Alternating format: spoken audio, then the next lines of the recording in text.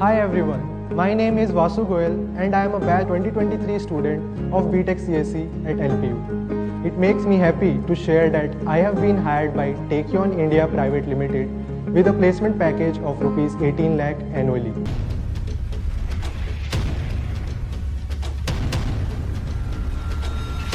Hello भैया। हाय आलोक। हाय, कैसे हो आप?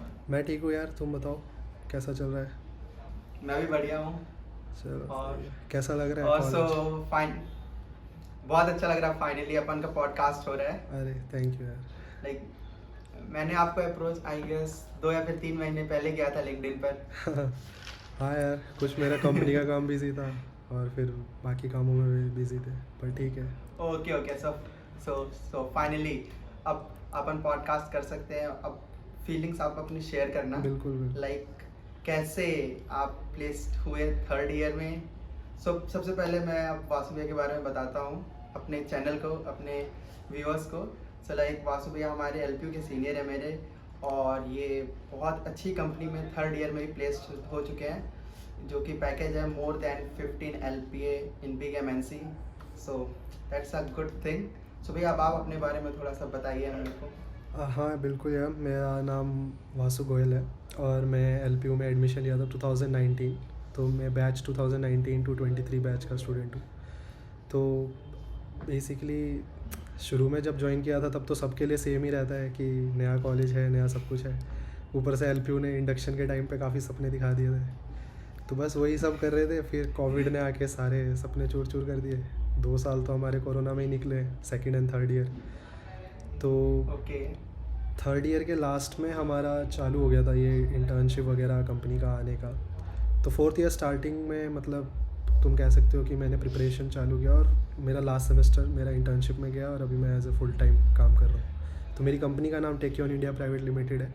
तो मेरा जॉब प्रोफाइल है SDET। तो मैं ऑटोमेशन टेस्टिंग करता हूँ कंपनी। सो भैया मेरा फर्स्ट क्वेश्चन आपसे यही है कि लाइक अपना आप थोड़ा एक्सपीरियंस शेयर करिए। लाइक प्लेस्ड होने के बाद कैसा लग रहा है और एक्सप्लोर कर रहे हो आप अपनी लाइफ को? बिल्कुल यार, एक्चुअली देखो, जैसे कोविड ने मेरे काफ़ी कॉलेज लाइफ टाइम खा लिया, तो कॉलेज तो हम इतना इन्जॉय नहीं कर पाए।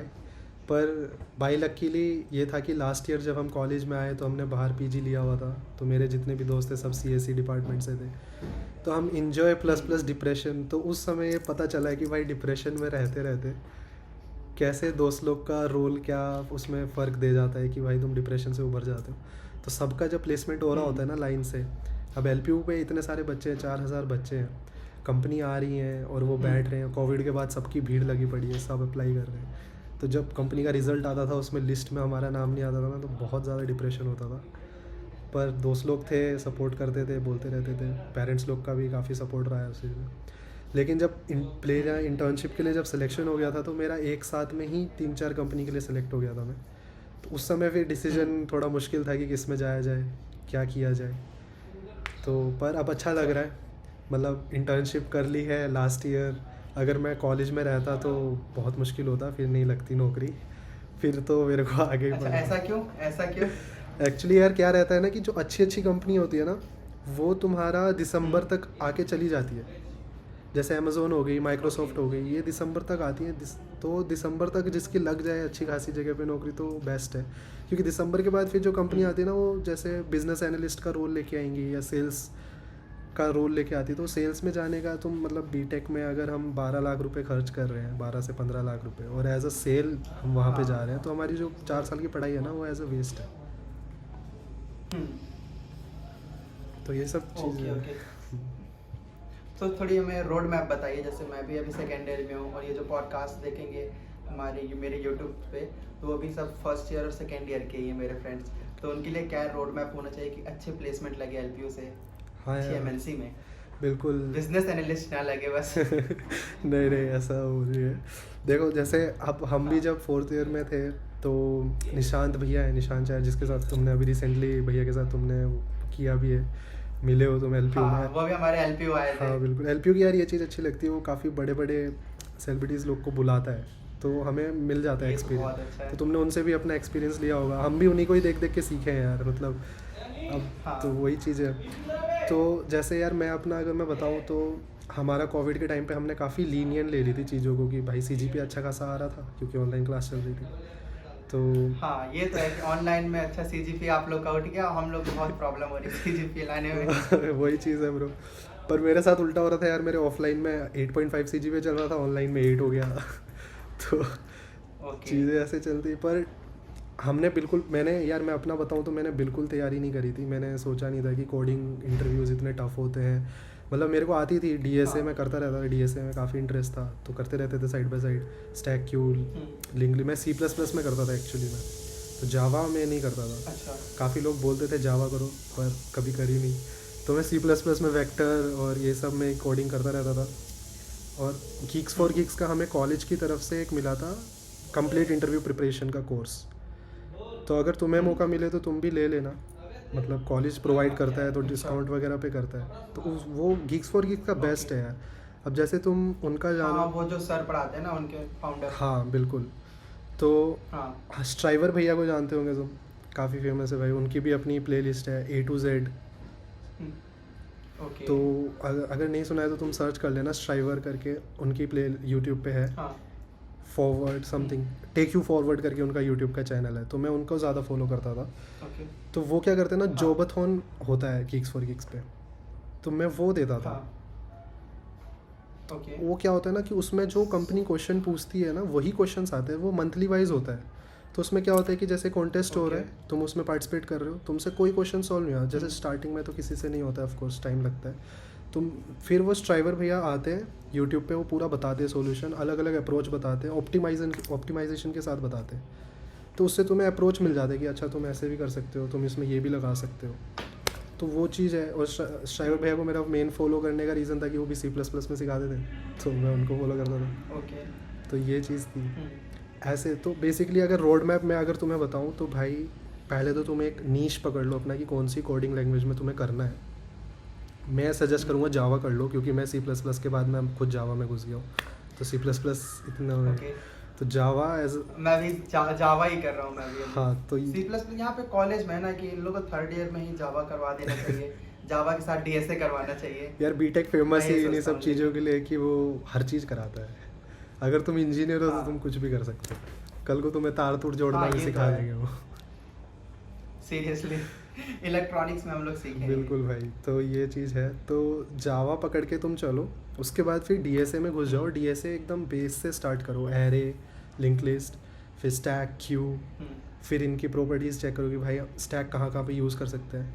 एक फिर हीप मेमोरी का कॉन्सेप्ट होता है कि डाटा एक्चुअली में स्टोर कैसे हो रहा है, डायनामिकली कैसे स्टोर होता है, और जब हम डायनामिकली नहीं करते, इनिशियलाइज़ करते, तो वो कैसे स्टोर होता है। मतलब बेसिकली गो थ्रू होना है तुम्हें, पूरा कॉन्सेप्ट पता होना चाहिए चीज़ों को। और यार अगर मैंने कभी मतलब सोचा, मैं एक्चुअली ML स्टूडेंट था, तो मेरे को ML की कंपनी चाहिए थी, पर मेरा नहीं है। जैसे मैं बताऊँ तो भाई मैंने कोडिंग में मैं बहुत अच्छा था, मेरे सारे कोडिंग राउंड निकल जाते थे। जो पहला कोडिंग राउंड होता है, जो कोडिंग कंपटीशन होता है, वो निकल जाता, पर मेरी इंटरव्यू में मैं छट जाता था। तो ये चीज़ मतलब 3-4 कंपनी में ऐसा हुआ कि मैं इंटरव्यू में गया, उन्होंने मेरे को निकाल दिया। मतलब वो सवाल ऐसा जैसे कोडिंग का वो क्वेश्चन देंगे, मैं कर लूँगा, लेकिन जब वो थियोरेटिकली सवाल पूछते थे ना, ओके पॉलीमॉर्फिज्म का बताओ, तो मैंने भाई किताबी रट्टा जो है पता है दिमाग में, पॉलीमॉर्फिज्म बता दिया। अब उसमें फिर run time polymorphism, compile time polymorphism, फिर उसके अंदर में फिर डिफरेंट टाइप्स ऑफ, फिर एग्जांपल के साथ। तो ऐसे ऐसे जब क्वेश्चंस पे क्वेश्चन निकलते थे ना, तो ये चीज़ें प्रैक्टिस आएंगी जब तुम इंटरव्यूज़ दोगे। तो लीड कोड में आई थिंक मेरा एक फ्रेंड है, उसने मेरे को सजेस्ट किया था कि लीड कोड में 1-1 इंटरव्यू होते हैं, मॉक इंटरव्यूज़ होते हैं, तो वो तुम कर सकते हो ब्रो। ये क्या होता है, समझ ही नहीं आया। जैसे मॉक टेस्ट होते हैं, वैसे ही मॉक इंटरव्यूज़ होते हैं। उसमें क्या होता है कि कोई एक दूसरा बंदा है और तुम एक बंदे हो। हाँ। वो ढूंढ रहा है कि कोई इंटरव्यूअर मिल जाए, तुम ढूंढ रहे हो कोई इंटरव्यू मिल जाए, तुम दोनों कनेक्ट करोगे, वो अपने क्वेश्चन पूछेगा, तुम अपने क्वेश्चन पूछो, ये होता है मॉक इंटरव्यू। तो ये बढ़िया रहता है, ओके। तुम्हें अपना लेवल पता चल जाता है उससे। तो ये सब, तो मैं ये सब किया। उसके बाद फिर एक सीनियर ने मेरे को सजेस्ट किया कि भाई DSA और मॉक इंटरव्यू से कुछ नहीं होता, तुम्हें HR के लिए भी प्रिपेयर करना पड़ेगा। तो LPU बहुत फेमस है भाई HR की। अगर तुम्हें ट्रेनिंग लेनी ना, किसी भी सॉफ्ट स्किल टीचर के पास चले जाओ, वो तुम्हें पूरा प्रिपेयर कर देगा कि तुम्हें कैसे HR के इंटरव्यूज़ के आंसर देने हैं। तो हमारे टाइम पे एक मैम अभी भी हैं ऑफकोर्स, मृदु नाम है उनका, मृदु मैम है, वो सॉफ्ट स्किल की टीचर है। तो उन्होंने हमें बताया कि CV कैसे बनती है, फिर कैसा तुम्हारा पोस्चर होना चाहिए इंटरव्यू के टाइम पे, अगर तुमसे एचआर ने पूछा कि भाई तुम 5 साल के आगे क्या देख रहे हो, जबकि ये बहुत कॉमन क्वेश्चन है, एचआर लोग ऐसे ही क्वेश्चन पूछते हैं हाँ कि तुम्हारा आगे का क्या प्लान है और तुम्हारा वर्क लाइफ बैलेंस के रिलेटेड क्या सवाल जवाब है, तुम्हारे क्या थॉट्स हैं। तो अब नेचुरली देखा जाए तो वर्क लाइफ बैलेंस हमारे लिए क्या है कि खाना खाया, काम किया, सो गए, उठ गए, यही सब काम है। एक्चुअली में ऐसे हम जवाब नहीं दे सकते एचआर को, उन्हें ऐसा जवाब देना है कि उन्हें लगे कि अरे भाई वर्कहोलिक है, और हम बता भी नहीं सकते directly I am too workaholic, I don't need work life balance. So ये सब चीज़ें एचआर लोग सॉफ्ट स्किल वाले टीचर्स बताते हैं एलपीयू में। तो बेसिकली मेरा कहने का मतलब है कि एक चीज़ पे फोकस मत करो, हर चीज़ का राउंड वाइज प्रिपेयर करते रहो। कोडिंग भी अपनी जगह सही है, इंटरव्यूज़ भी अपनी जगह सही है, एचआर के उस प्रिपरेशन भी अपनी जगह पे सही है, प्रेशर नहीं लेना है बस। हाँ। और चलिए आगे बढ़ते हैं। नेक्स्ट क्वेश्चन है लाइक कॉलेज लाइफ में आपने मतलब कौन सा क्लब और सोसाइटी ज्वाइन किया था और क्या करना चाहिए हम लोग को ज्वाइन यार जिससे टाइम वेस्ट ना हो नहीं एक्चुअली इसका यार तुम हंसोगे मेरे पे मैंने कोई क्लब ज्वाइन नहीं किया था, ठीक है। मेरे को काफ़ी टीचर लोगों ने बोला था कि क्लब ज्वाइन करो, तुम्हारा बहुत काम आएगा, जॉब नहीं लगेगी, और जब वो पूछेंगे एक्स्ट्रा करिकुलर एक्टिविटी में तुमने क्या किया तो क्या जवाब दोगे। तो ये सब चीज़ें हुई। तो जब मैं 3rd ईयर में बैठा भाई कंपनी के लिए, उन्होंने मेरे से पूछा कि एक्स्ट्रा करिकुलर एक्टिविटीज़ में क्या किया तुमने। सीजीपीए तो बेस्ट है, सीजीपीए 8.5 8.6, तो उनको पढ़ाई से तो कुछ लेना देना है नहीं। लेकिन जब उन्होंने पूछा एक्स्ट्रा करिकुलर में क्या किया, मैंने कहा सर सीवी में कोई मेंशन ही नहीं था। उसके बाद भाई मतलब झूठ नहीं डाल सकते, हाँ कुछ भी डाल दो। तो वही बात है। तो अब मेरे को डरा रखा था सीनियर लोगों ने कि झूठ मत लिखना, तो मैंने ऐसे डाला भी नहीं कि मैं इस क्लब में था, मैं उस क्लब में था, ऐसा लिख भी नहीं सकते। उसके बाद भाई फिर मैंने लाइन से 10-15 क्लब ज्वाइन किए। मैंने कोडिंग निंजा का ज्वाइन किया, उसके बाद फिर मैं ड्रैग कॉन में ज्वाइन किया, उसके बाद फिर मैंने क्लब 20 में ज्वाइन किया। ऐसे करके एक साथ सब क्लब में ज्वाइन किया, फिर 3-4 महीने उनमें काम किया, सर्टिफिकेट ले लिया, और उसके बाद मैं टेबल टेनिस खेला था। तो टेबल टेनिस खेल के मैं फर्स्ट आया था पूरे कॉलेज में, तो वो सर्टिफिकेट मिल गया। तो ये सब हेल्प हो गई। Okay nice. ऐसे तो ज्वाइन करना चाहिए ब्रो। लेकिन अगर मेरे से तुम सजेशन पूछोगे कि एलपीयू वाले स्टूडेंट के लिए कौन सा ठीक रहेगा, तो मैं सजेस्ट करूँगा 2। एक तो होता है DSW, है ना, और एक होता है प्लेसमेंट कोऑर्डिनेटर का। तो ये दो सबसे बेस्ट है, मतलब इनमें तुम्हारा कोई टाइम वेस्ट नहीं हो रहा है। बाकी में वो तुम्हें ड्यूटी के लिए बुला लेंगे, पोस्टर छपवाओ, ये करो, लोगों को जाके बताओ कि भाई कल सलमान खान आ रहा है, कल शाहरुख खान आ रहा है, इधर आ जाओ, उधर आ जाओ। तो ये सब टाइम बर्बादी की चीज़ें हैं। लेकिन अगर तुम प्लेसमेंट कोऑर्डिनेटर हो तो तुम्हारी ड्यूटी रहेगी प्लेसमेंट से रिलेटेड, तो तुम्हें पता चलेगा कि अच्छा इंटरव्यू कंडक्ट कैसे होते हैं, लोग बाग कैसे प्रिपेयर करके आ रहे हैं, तुम्हें उनके रेज्यूमे देखने को मिलेंगे, तो तुम्हें ये पता चलेगा अच्छा ये की पॉइंट है, मैं अपने रेज्यूमे में कल में ये ऐड कर सकता हूँ। और तुम्हारे सबसे बड़ी बात है कि एचआर के साथ कॉन्टैक्ट्स बढ़ जाएंगे, क्योंकि एट द लास्ट पॉइंट वो तुम्हें ही कांटेक्ट करेंगे बच्चों को बुलाने के लिए। तो तुम लिंक्डइन पे उनसे कनेक्ट कर सकते हो, तुम्हारी अप्रोच बढ़ जाएगी। तो ये दोनों ग्रुप्स तो पक्का ज्वाइन करना है। Okay, thank you so much. So थोड़ा एक नेक्स्ट क्वेश्चन है, थोड़ी कॉम्प्लिकेटेड है। कोई नहीं भाई। लाइक अच्छे प्लेसमेंट के लिए एक अच्छा स्टूडेंट बन के रहना मतलब इम्पोर्टेंट है कि मतलब जैसे कॉलेज में तो थोड़ी फ्रेंड्स के साथ घूम रहे हैं, गर्लफ्रेंड ओके मतलब गर्लफ्रेंड अगर होती है उसके बाद भी अच्छा प्लेसमेंट लगेगा कि नहीं? यार देखो, और वेट मतलब आप अपना कुछ बताइए, आपका कुछ है ऐसा सीन?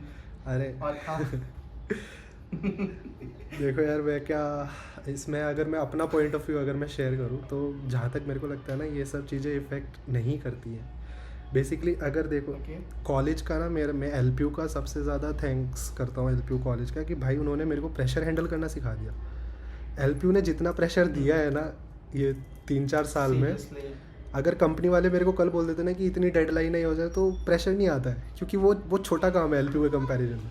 एलपीयू एक दिन में 10-10 प्रोजेक्ट देता था यार करने के लिए, फिर हम मिड टर्म दे रहे हैं, उसी टाइम पे शाम को जाके वाइवा दे रहे हैं। तो प्रेशर हैंडल करना सीख गया।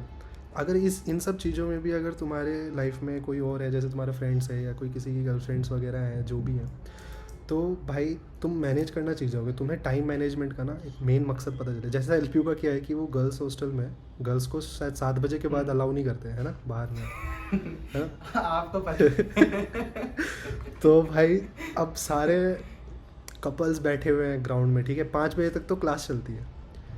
अब वो जो कपल्स लोग हैं भाई, वो कितना डेडिकेटेड होंगे जो 5 बजे तक क्लास कर रहे हैं, उसके बाद वो 5 से 7 तक का उनका फिक्स है भाई, कि भाई हमें बैठना है, हमें डिस्कस करना है, हमें सब कुछ करना है। अब 7 बजे तक वो बैठे, 7 के बाद वो अपने कमरे में जाएंगे। अब वो उनके हाथ में है कि भाई अब तुमने 5 से 7 बात कर ली, रूम में जाके भी अगर तुम्हें फ़ोन पे ही बतियाना है तो वो कोई लॉजिक नहीं रहा। करेक्ट। तो वो टाइम मैनेजमेंट तुम्हें करना पड़ेगा कि हाँ ठीक है, हमने सुबह क्लास कर ली, 5 से 7 हमने बातें कर ली, 7 से 9 हमने पढ़ लिया, फिर 9 बजे खाना खा के अपना करो भाई घर वालों से बात और जिससे बातें करनी। तो टाइम मैनेजमेंट सीखता है आदमी इन सब चीज़ों। और जो नहीं मैनेज कर पाता फिर वो थोड़े गलत रास्ते पे चला जाता है, फिर लास्ट में प्रेशर आता है तो वो हैंडल नहीं कर पाते हैं। फिर उनके सोल्यूशन आते हैं कि भाई गलत रिलेशनशिप में आगे ब्रेकअप चाहिए, हमें टाइम चाहिए, हमें ये चाहिए, हमें वो चाहिए। आपके साथ कुछ ऐसा हुआ है? यार भाई मेरी किस्मत बहुत ख़राब थी एक्चुअली। कोविड आ गया ना तो तुम कह नहीं सकते। तो ऑनलाइन क्लासेस में ना पता ही नहीं चलता था भाई। ऊपर से तुम इंजीनियरिंग का जानते ही हो भाई, एलपीयू में अगर मैं अपना बताऊँ, मेरी क्लास में 64 बच्चे थे और उसमें से सिर्फ 3 लड़कियाँ थी। तो प्रोबेबिलिटी तुम देख रहे हो। वही मेरे साथ भी ऐसा ही है, 70 बच्चे हैं, 3 लड़कियां हैं। देख लो यार, 10:1 का प्रोबेशन रहता है, मतलब एक लड़की के पीछे 10 लड़के। हाँ। तो इन सब चीज़ों में टाइम डालने का कोई चक्कर पड़ा नहीं अपने को कभी, पर अच्छा है। ओके। ओके सो अच्छा, मुझे आप ये बताइए, जैसे कि जो प्लेसमेंट्स लगते हैं, जैसे कि 15 लाख का, 50 लाख का, 62 लाख का, तो क्या वो एक्चुअल में उतने ही होते हैं कि कुछ और भी होता है? वो कंपनी का सच क्या है? यार ये बहुत अच्छा क्वेश्चन पूछा तुमने। जैसे मैं अगर अपने एक्सपीरियंस के साथ अगर मैं शेयर करूँ तो प्रोडक्ट बेस्ड जो एमएनसी कंपनीज होती है ना, प्रोडक्ट बेस्ड कंपनी, तो इनका जो ये मेंशन रहता है कि 40 लाख और 50 लाख और ये 3 करोड़ और 2 करोड़, ये सब वर्ड्स हैं। इन पे फोकस करने की जरूरत है कि आदमी का 3 करोड़ सैलरी है तो भाई वो महीने का 25-30 लाख रुपए आराम से छाप रहा होगा, पर ऐसा नहीं होता है। तो बेसिकली जहाँ तक मेरे को लगता है कि कंपनी अगर तुम्हें बोल रही है कि भाई 50 लाख का तुम्हारा है, तो वो 1/4 ही तुम्हारी बेसिक सैलरी होगी, बाकी सब पर्क्स एंड बेनिफिट्स होते हैं। मैं ऐसा नहीं कह रहा हूँ कि तुम्हें नहीं मिलेंगे, वो मिलते हैं, पर उनकी अपनी टर्म्स एंड कंडीशन होती है। तो एज ए एग्जांपल अगर मैं देख लूँ, कोई कंपनी तुम्हें बोल रही है कि भाई तुम्हें 50 लाख का पैकेज है, ठीक है, अब तुम्हें उसका 1/4 मिलेगा, ठीक है, बेसिक सैलरी जो होगी वो तुम्हारी उसकी 1/4 होगी। ओके, ये इतना क्लियर हो गया। अब उसके बाद जो बाकी चीज़ें हैं उसमें तुम्हारा मेडिकल क्लेम आ जाएगा, मेडिकल इंश्योरेंस आ जाएगा। कंपनी जो एमएनसी बड़ी प्रोडक्ट बेस्ड कंपनीज होती हैं उनके अपने स्टॉक्स होते हैं, जैसे फेसबुक का अपना स्टॉक है, उनके लिस्टेड स्टॉक्स हैं। तो वो जो बच्चों को हायर करती है वो उनको स्टॉक्स दे देती है कुछ अमाउंट के, तो वो उन अमाउंट को भी उस पैकेज में ऐड करके रखती है। पर वो तुम्हें अमाउंट हर महीने तो नहीं मिलेंगे, जब तुम कंपनी छोड़ के जाओगे तब तुम उन स्टॉक्स को बेच सकते हो, तब तुम्हें उस चीज़ का कुछ फ़ायदा होगा। तो ये सब चीज़ें होती है। तो ये पैकेज वैकेज ना सुनने में बहुत बढ़िया लगता है कि भाई 3 करोड़ का, एलपीयू भी काफ़ी अच्छे अच्छे पोस्टर लगाता है, गूगल प्लीज 3 करोड़ और 5 करोड़ और ये, पर सैलरी इतनी नहीं रहती है। Okay, thank you. सच बताने के लिए इस चीज़ घर में भी बता सकते हैं। ये तो पापा लोग एक्सपेक्ट करते हैं कि इतना मिलेगा 50 लाख। सही बात है भाई, मेरा भी जब आया था ना सीट, मेरे को भी लगा ही था कि इतना ही मिलेगा, पर सच्चाई वो नहीं रहती है। सो भैया आप अपना एक्सपीरियंस शेयर करो, लाइक एलपीयू का, कि बेस्ट प्लेस कौन सी थी आपके लिए? यार जैसे फर्स्ट ईयर का अगर मैं बताऊं तो दोस्तों के साथ काफ़ी इन्जॉय किया। मेरी बेस्ट प्लेस मेरा हॉस्टल ही रहा है, BS6 हॉस्टल में मैं रहता था, 6th फ्लोर पे। तो हम लोग क्या करते थे ना, जैसे खाना खा लिया, हम लोग का खाना यार वही मैगी ले आते थे, केटल में बनाते थे। तो हम 5-6 ग्रुप आते थे, बनाते थे, फिर हम वहीं पे हाइड एंड सीक खेलते थे। तो वो हाइड एंड सीक वाला जो पार्ट है ना, वो काफ़ी फेवरेट पार्ट था मेरा। हम लोग अलग से 2 घंटे निकालते थे खेलने के लिए। हम वाटर कूलर के अंदर घुस के बैठे हुए हैं, फायर एक्सटिंग्विशर के पाइप के अंदर घुस के बैठे हुए हैं। तो ये सब चीज़ें करने में मज़ा आता था। कब एक बार तो हम वार्डन के रूम में जाके छुप गए थे। तो ऐसे चीज़ें करिए, तो ये बेस्ट पार्ट था। उसके बाद कोविड आ गया, 2 साल कैसे निकल गया पता ही नहीं चला। फिर लास्ट ईयर में जब हमने लास्ट में पीजी लिया, यार एक चीज़ मैं तुम्हें बिल्कुल बताऊँगा कि हॉस्टल में रहने के अपने मज़े हैं, पर एक बार लाइफ में ना पीजी वाली लाइफ बिल्कुल जीना, ठीक है। मैं सबको सजेस्ट करूँगा वाले, तो बहुत मज़ा आता है भाई। थोड़ा हेक्टिक होता है बाहर से कॉलेज आना जाना, लेकिन मज़ा तुम्हें बिल्कुल बहुत ज़्यादा मज़ा आएगा। हॉस्टल के अपने मज़े, हॉस्टल का भी लेना, पर पीजी का भी बिल्कुल लेना। तो मेरा बाहर पीजी का ये एक्सपीरियंस था कि हम लोग जैसे रात को तब ठंडी पड़ती थी तो छत पे जाके आग वाग जला के वहाँ पे बैठते थे, तो सब अपना अपना कोडिंग का शेयर करने लग जाते थे कि भाई आज हमने ये किया, फिर कोई क्वेश्चन नहीं हो रहा है तो उस पर बैठ के डिस्कशन करते थे, तो ये सब बेस्ट लगता था। और कॉलेज का अगर मैं बताऊँ तो यार ओपन ऑडिटोरियम जो है हमारा CSE ब्लॉक का, हाँ तो वो बड़ी सी सीढ़ी लगी हुई है, हाँ, स्टेयर्स ऐसे गए, तो हम अभी सब तो वहाँ बहुत बैठते बड़ा थे। LPU का लोगो लग गया है, अच्छा चेंज हो बहुत अच्छा गया लगता है। हाँ अच्छा, तो हम लोग बारिश के टाइम पे वहाँ बैठते थे यार, टीचर लोग और सब, तो डिस्कशन होता था, बहुत गजब डिस्कशन होते थे वहाँ पे, भी मज़ा आता था, तो ये सब था। ओके, सो लाइक जैसे अभी हम कोडिंग कर रहे हैं तो अभी बेसिक्स क्लियर हो गया है, तो मतलब कौन से प्लेटफॉर्म पे हम वो करें कॉम्पिटिटिव कोडिंग?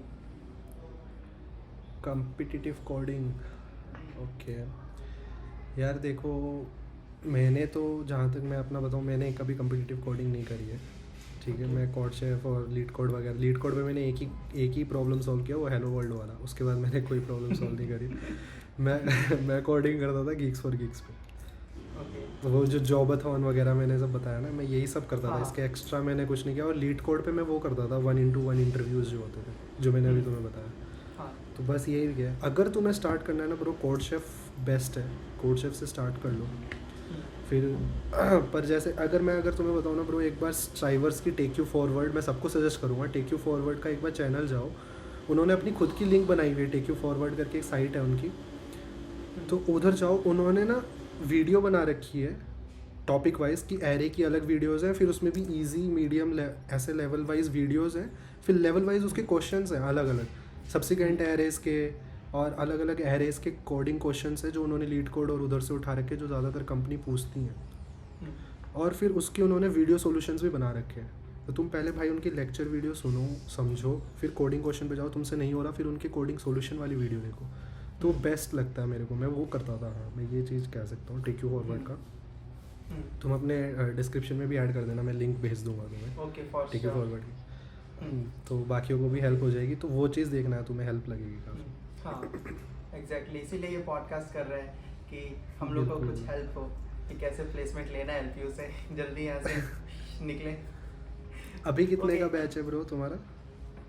अभी मेरा बैच है 2022 का, अभी तो 11,000 स्टूडेंट्स हैं मेरे बैच में। अरे हाय 11,000, ओके, कंपटीशन बढ़ रहा है बहुत ज़्यादा।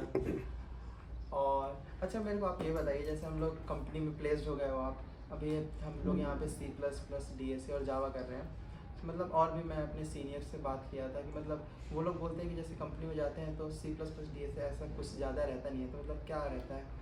हाँ यार, मैं कौन सा टूल यूज़ करते हैं और क्या काम रहता है एग्जैक्टली? बिल्कुल यार, ये भी इम्पोर्टेंट क्वेश्चन है काफ़ी। तो जैसे हाँ। मैं अगर बताऊँ, मैंने DP किया हुआ है, मैंने स्टैक, क्यूल, इंग्लिश, ये सब के कोडिंग क्वेश्चन किए थे, इंटरव्यू में पूछा भी, काफ़ी अच्छा इंटरव्यू हुआ था इस कंपनी का जिसमें मैं हूँ अभी, काफ़ी अच्छे इंटरव्यूअर भी थे, काफ़ी हेल्प हुई।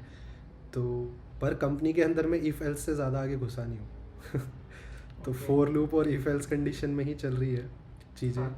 तो हमें कोडिंग लिखनी होती है, बस एक ना तुम्हारा लॉजिक बिल्डिंग स्ट्रॉन्ग हो जाता है कम्पिटिटिव कोडिंग कर करके, ये चीज़ बेनिफिट तुम्हें बिल्कुल देगी। जैसे मेरे को कोई टेस्ट केसेस लिखने होते हैं तो मैं लॉजिक बिल्डिंग कर सकता हूँ कि हाँ भाई मेरे को अगर इसको ऐसे कराना है तो मैं इसमें क्या क्या चीज़ें लगा सकता हूँ, तो ये सब चीज़ें फ़ायदा देती है। और बात रही DP, एरे और ये सब चीज़ें यूज़ करने की, तो ये ना जब तुम यूज़ करते, जैसे अभी तो क्या है कि तुम प्रिपेयर कर रहे हो, तो जब इंटरव्यू में तुम बैठोगे तुम ऑनलाइन टूल्स वगैरह कुछ यूज़ नहीं कर सकते, तुम कहीं स्टक हुए इंटरव्यू के बीच में तो तुम सीधा बाहर हो। पर कंपनी में क्या होता है ना, तुम्हारे पास ऑनलाइन बहुत सारी चीज़ें रहती है, ChatGPT हो गया आज के टाइम पे, तो यार तुम बस क्वेश्चन उठाओ, हाँ। आंसर दे देता है। आपके टाइम पे तो नहीं था। हमारे टाइम पे नहीं था पर अभी कंपनी में जैसे मैं बताऊँ तो हम लोग काफ़ी यूज़ करते हैं ChatGPT को, कहीं स्टक हो जाते हैं तो कर देते हैं। हाँ। पर यार नॉलेज होनी चाहिए, मैं ये कहूँगा ना कि अगर तुमने सीखा नहीं है और तुम कंपनी में जाने के बाद करोगे तो तुम्हें जो चीज़ तुम एक हफ्ते में कर सकते हो तुम्हें 1 महीना लग जाएगा। हाँ। तो कॉलेज लाइफ होती ही सीखने के लिए, तो जितना सीख सकते हो ना, जितना एक्स्ट्रा चीज़ें ले सकते हो अपने दिमाग में डाल सकते हो पढ़ाई से रिलेटेड, उतना डाल लो, काफ़ी फ़ायदा देगी कंपनी में जाके। एक्चुअली क्या होता है ना, अगर मैनेजर ने तुम्हें कोई नया काम दे दिया और तुम मैनेजर को ये बोलो कि नहीं सर मैंने सीखा नहीं है पर मैं सीख लूँगा, तो वो अच्छा इंप्रेशन नहीं देता है, कोई और बैठा होगा जिसने करा होगा। हाँ। तो अल्टीमेटली अगर मैनेजर अभी तो तुम जैसे अभी तो मैं इफ एल्स यूज़ कर रहा हूँ फॉर लूप यूज़ कर रहा हूँ, पर कल को मैनेजर आके मेरे को बोलेगा कि भाई डेवलपमेंट में ये वाला बग आ गया है, उसका डाटाबेस में कुछ स्टोरेज में कुछ इशू आ रहा है, तुम देख पाओगे क्या? तो मैं डायरेक्ट बोलूँगा हाँ भाई मेरे को एसक्यूएल की नॉलेज है, मैं देख लूँगा डाटाबेस में। हाँ तो वो चीज़ मैं कर सकता हूँ, पर मैंने पढ़ा हुआ है इसलिए मैं करा सकता हूँ। तो ये सब चीज़ें होती है ब्रो, पढ़ना बहुत ज़रूरी है, स्किप मत करो ये सब चीज़ें। हाँ, और मैंने आपकी लिंक्डइन को भी बहुत ज़्यादा स्क्रॉल किया था, तो उसमें लिखा था सेलेनियम टेस्टिंग, तो वो क्या होता है फिर, वो बताइए। अरे हाँ यार, जैसे मैं क्या करता था, हमारे कॉलेज में आरपी है, रोबोटिक प्रोसेस ऑटोमेशन। ओके। तो ये ऑटोमेशन एनीवेयर करके एक टूल आता है जिसमें हम ऑनलाइन बोट्स बनाते हैं जो ऑटोमेटिव टास्क करता है। जैसे सपोज करो कि मेरे को कोई टिकट बुक करना है, हाँ। ठीक है, तो मेरे को 10 आदमी के अलग अलग टिकट्स बुक करने हैं, तो मैं एक ऐसा बोर्ड बना दूंगा जिसमें वो यूज़र से इनपुट लेगा कि भाई तुम्हारा नेम क्या है, तुम्हारी डेस्टिनेशन, सोर्स और डेट क्या है, वो अपने आप टिकट बुक कर देगा। आदमी को जाके मेक माई ट्रिप पे जाके ये सब करने की ज़रूरत नहीं है। तो ये सब काम मैं करता था एलपीयू में, मतलब कोर्स में हमारे था, तो हम सीखा, तो मेरे को इससे काफ़ी इंटरेस्ट आया। तो जब ये कंपनी आई थी तो इन्होंने पूछा था इन सब चीज़ों के बारे में। तो अब जैसे हम तो टूल यूज़ कर रहे हैं, फोटोशॉप की तरह एक टूल है ऑटोमेशन एनीवे। अब सेलेनियम क्या हो जाता है ना, हम कोडिंग के थ्रू ऑटोमेट कर रहे हैं। तो सेलेनियम क्या करता है ना, वो इंटरेक्शन बिल्ड कर देता है तुम्हारी कोडिंग का और वो जो वेब ब्राउज़र्स है, वेब एप्लीकेशंस है, उनके बीच में इंटरकनेक्शन है। तो हम इसको यूज़ करते हैं कोई भी टास्क को ऑटोमेट करने के लिए। जैसे कल को मैं चाह रहा हूँ कि भाई 10 बजे ये मैसेज अपने आप किसी को चला जाए व्हाट्सएप पे, तो इसके लिए मैं कोड लिख दूंगा जो कि भाई 10 बजे ट्रिगर होगा अपने आप और वो मैसेज उस बंदे को चला जाएगा। तो ऐसे करके ये सब चीज़ें यूज़ करी जाती है। तो ये होता है। Thank you. सो एक लास्ट क्वेश्चन पूछते हैं और थोड़ा इसको ख़त्म करते हैं, बहुत ज़्यादा ही लंबा हो रहा है। अरे बिल्कुल। बट मैं ये बोलूँगा, जब अभी आप वापस आओगे कॉलेज तो फॉर श्योर अपन सामने भी पॉडकास्ट करेंगे। हाँ हाँ बिल्कुल Okay. यार, कभी भी बिल्कुल। ओके सो लाइक आपसे लास्ट क्वेश्चन यही है मेरा कि लाइक अभी आपका ये फ्यूचर गोल क्या है, मतलब इसी कंपनी में मतलब आप स्टेबल रहने वाले हो कि स्विच करोगे, और स्विच क्यों करते हैं बंदे? हाँ यार, ये अच्छा क्वेश्चन पूछा तुमने। एक्चुअली फ्यूचर गोल तो यार देखो, हर किसी का फ्यूचर गोल यही होता है कि अच्छी नौकरी मिल जाए, स्टेबल लाइफ चले एक्चुअली में बेसिकली। तो लोग बाग शिफ्ट इसलिए करते हैं कि सपोज़ अगर मैं एग्जांपल के थ्रू अगर तुम्हें समझाऊं, अभी मैं यहाँ पे जो काम कर रहा हूँ इसके लिए कंपनी मेरे को दे रही है 30-35 हज़ार रुपये सपोज़ एज एग्जांपल, ठीक है। तो मेरे को मिल रहे हैं 30-35 हज़ार रुपये, लेकिन मैं देख रहा हूँ कि भाई मेरा जो दोस्त है किसी दूसरी कंपनी में, वो सेम काम कर रहा है, सेम लेवल ऑफ वर्क है, और उसको मिल रहे हैं पैसे 60-70 हज़ार रुपये उसके उसमें, ठीक है। एक तो ये होगी कंडीशन। कुछ लोगों के लिए पैसा मैटर नहीं करता है, कुछ लोगों के लिए मैटर करते हैं वर्क लाइफ बैलेंस, ठीक है। अब मैं यहाँ पे इस कंपनी में हूँ, मैं सुबह आ जाता हूँ 9 बजे, मैं घर को जाता हूँ 6 बजे, और 6 बजे जाने के बाद भी कंपनी वाले अगर शांति से रहने नहीं दे रहे, कॉल आ रही है, मीटिंग्स आ रही हैं, सब कुछ हो रहा है, ठीक है। उसके बाद फिर मैं लीव भी मानता हूँ तो इतनी आसानी से लीव नहीं मिलती, तो वर्क लाइफ बैलेंस नहीं आ रहा है यहाँ पे कहीं पे भी। तो ये एक रीज़न होता है शिफ्ट करने का। तीसरा रीज़न होता है कि यार तुम 3 साल से एक ही पोस्ट पे लगे पड़े हो, मेहनत कर रहे हो, कोई इंक्रीमेंट नहीं हो रहा है सैलरी में बढ़िया सा, तुम्हें पोस्ट में, तुम्हारी प्रोफाइल में कोई इंक्रीमेंट नहीं हो रहा है, तुम एज ए एसोसिएट आए थे, एज ए एसोसिएट ही हो 3 साल से, तो कोई फ़ायदा नहीं है। जो मेरा दोस्त होगा 3 साल में वो मैनेजर तक की पोस्ट पे चला जाए और मैं एसोसिएट पे रह जाऊँ, तो लोग बाग का एक रीज़न ये भी होता है शिफ्ट करने का। हाँ। तो बेसिकली देखा, और चौथा रीज़न तो रिसेशन, वो तो काफ़ी फेमस है भाई, कंपनी ने तुम्हें निकाल दिया, लोग बाग कुछ डर में ये रहते हैं कि जैसे ही लोगों को लगने लगता है कि कंपनी लॉस में जा रही हो, खुद शिफ्ट मार लेते हैं, वो वेट नहीं करते कंपनी तुम्हें निकाले। तो ये सब चीज़ें होती है ब्रो। और बात रही मेरे शिफ्ट करने की, तो एज सच ऐसा कोई प्लान है नहीं। जैसे ही मैं एंटर हुआ था कंपनी में, रिसेशन चालू हो गया था, हमारे कंपनी ने काफ़ी वो हुआ था, लेकिन अभी ऐसा कुछ प्लान किया नहीं। मेरा मेन फोकस तो एक्सपीरियंस लेने का है। अभी मैं टेस्टिंग में एक्सपीरियंस ले रहा हूँ, इसके बाद फिर API टेस्टिंग और बहुत सारी चीज़ें हैं। काफ़ी सीनियर लेवल के हैं जिनके पास 13 साल का एक्सपीरियंस है मेरी कंपनी में, मेरे मेंटर लोग, तो उनसे भी काफ़ी चीज़ें सीखनी है। तो सीखूँगा, उसके बाद फिर हम देखते हैं क्या रहता है, कंपनी कैसा दे रही है। वर्क लाइफ बैलेंस बहुत अच्छा है भाई टेक्योन का, no complaints from work life balance. और वेदर कैसा है वहाँ चेन्नई का? यार वेदर बहुत गर्म है। अभी जैसे मैं अभी अपने घर पे आया हूँ तो मैं ऐसे धूप में बैठा हुआ हूँ ना, तो काफ़ी अच्छा लग रहा है। लेकिन चेन्नई में भाई AC चल रहा होता है मेरे कमरे में, और अभी कमरे पूरे बंद होते हैं। हाँ। तो वहाँ बहुत गर्मी है।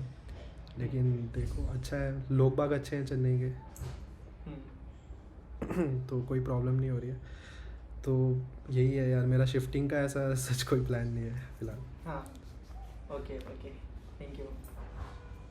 Okay, Thanks, bro. So thank you so much. और आप मुझे कुछ टिप्स देना चाहते हो जिससे मैं और इम्प्रूव करूँ? टिप्स बिल्कुल यार, जैसे मैंने अभी तुम्हें बोला कि वो क्लब्स का तुमने सवाल पूछा था ना, तो मैं तुम्हें भी हाँ। सजेस्ट करूँगा एक बार प्लेसमेंट कोऑर्डिनेटर्स और इन सब के जाके अप्रोच करो, और सीनियर्स के साथ कनेक्ट ज़रूर रहना यार। जैसे एक तो तुम जैसे हो ही मेरे साथ कनेक्ट, हो कोई भी डाउट आपके हो साथ तो हो पूछना। गया। हाँ। बिल्कुल। लेकिन जैसे अगर जो सीनियर जो उधर हैं कॉलेज में अभी प्रेजेंट है, जो 4th ईयर में अभी जो कर रहे हैं, तो तुम्हें हाँ। उनसे सीखने, जैसे मेरे को तो टाइम हो गया यार, मैं 1-1.5 साल हो गया मैं कॉलेज में नहीं हूँ, तो मेरे को नहीं पता। और LPU क्या है ना, हर 6-6 महीने में चेंज होता है ब्रो, सीरियसली। ठीक है। और LPU की नहीं है, पूरी दुनिया ही चेंज हो रही है, पूरा टेक चेंज हो रहा है, सब कुछ चेंज हो रहा है। तो अभी लेटेस्ट क्या चल रहा है कॉलेज का, वो कॉलेज में जो पढ़ रहा है उसे पता है, ठीक है। अगर तुम्हें कोई टेक्नोलॉजी से रिलेटेड इशू आ रहा है, कुछ आ रहा है, तुम ऑफकोर्स मेरे को रीच कर सकते हो, और किसी को भी रीच कर सकते हो, निशान भैया के भी साथ भी तुम कनेक्टेड होंगे ऑफकोर्स, तो तुम उनसे भी पूछ सकते हो। लेकिन कॉलेज के सीनियर लोगों के साथ कनेक्ट रहो, उनसे भी पूछते रहना चीज़ें कि प्रोजेक्ट आ रहा है तो कैसे करना है। और टीचर लोग के साथ यार, सैमी आनंद सर हो गए, इनके साथ कनेक्टेड रहो, कंपनियों के बारे में पूछते रहो। और सॉफ्ट स्किल टीचर्स को तो कभी भी मत छोड़ना ब्रो, जितना मौका मिले सॉफ्ट स्किल टीचर से अपना रेज्यूमे Okay. दिखाते रहो, उनसे पूछते रहो कि सर मेरे रेज्यूमे में क्या अपग्रेड कर सकता हूँ मैं। और अपना इंट्रोडक्शन ब्रो, इंट्रोडक्शन बहुत अच्छे से प्रिपेयर कर लो, सबके लिए है ये सजेशंस, कि अगर कंपनी में आ रही है ना कि ओके, तो उनका सबसे पहला सवाल ये होता है ओके इंट्रोड्यूस योरसेल्फ। सो आपको ऐसा इंट्रोडक्शन देना है कि आदमी को लगे कि हाँ ये कॉन्फिडेंट है, इसे अपने बारे में पता है, और इसने क्या क्या किया है, क्या प्रोजेक्ट किए हैं, वो तुमने सब 1 मिनट के अंदर के गैप में तुमने सब बता दिया। तो तुम बेसिकली तुम्हें अपने रेज्यूमे को 1 मिनट में एक्सप्लेन करना है, वो सॉफ्ट स्किल वाले टीचर्स के पास जाओ। एक वो तुम्हें आइडिया अच्छे से आया, guide अभी करेंगे। एक आइडिया आया मेरे माइंड में, लाइक फ्यूचर में अपन ऐसा और पॉडकास्ट कर सकते हैं ना, अगर आप फ्री रहें, कि लाइक कैसे इंटरव्यू के लिए प्रिपेयर करना है, कैसे HR राउंड क्लियर करना है, अपन कर सकते हैं। बिल्कुल ब्रो कर तो सकते हैं, पर मैं अगर बताऊं, अगर मैं सजेशंस दूं तो मेरे से ज़्यादा अच्छे से एक्सप्लेन कर पाएंगे सॉफ्ट स्किल वाले टीचर। ओके, तो मैं एक बार न्यू पॉडकास्ट है अभी उनके साथ। हाँ, तो ये सब सवाल ना तुम उनसे कर सकते हो, वो बहुत अच्छे अच्छे पॉइंट देंगे। मैंने लिखे हुए अपनी डायरी में पॉइंट्स, पर मैं बस वही पॉइंट्स तो मैं रिपीट कर दूंगा तो कोई फ़ायदा नहीं हो पाएगा। लेकिन हाँ। सॉफ्ट स्किल वाले टीचर जो हैं वो तुम्हें एक्सप्लेन करेंगे, एग्जाम्पल बताएंगे, तो उनसे करोगे तो ज़्यादा बेटर रहेगा मेरे ख्याल से। Okay, thank you. और हेल्प चाहिए किसी सॉफ्ट स्किल टीचर्स की तो मेरे को बताना, मैं जानता हूँ 2-3 मैं रेफ़र कर दूँगा। ओके, बिल्कुल ब्रो, बाकी ऑल द बेस्ट यार, अच्छे से प्रिपेयर करो, कोडिंग करते रहो, कोडिंग मत छोड़ो, एक दिन का Okay. गैप भी बहुत बेटर कर जाता है। ओके, कोडिंग तो बहुत तगड़ी चल रही है। बिल्कुल मेरा करते रूममेट रहो। जानता है। Okay, Okay. तुम्हारे रूममेट को भी ऑल द बेस्ट यार। थैंक्स बोल रहा है संजय, बेचारा बहुत देर से इस तरह हाथ पकड़ा हुआ है, कैमरा हाथ उसका दर्द हो रहा है आपके। थैंक यू सो मच यार, तुमने बुलाया और पॉडकास्ट किया, होपफुली आगे भी हम लोग करते रहें कनेक्ट। बिल्कुल। थैंक यू यार, thanks to LPU as well, इतना अच्छा Okay. मौका मिला। थैंक यू भैया। Thank okay, you, bye bye bye. Bye guys.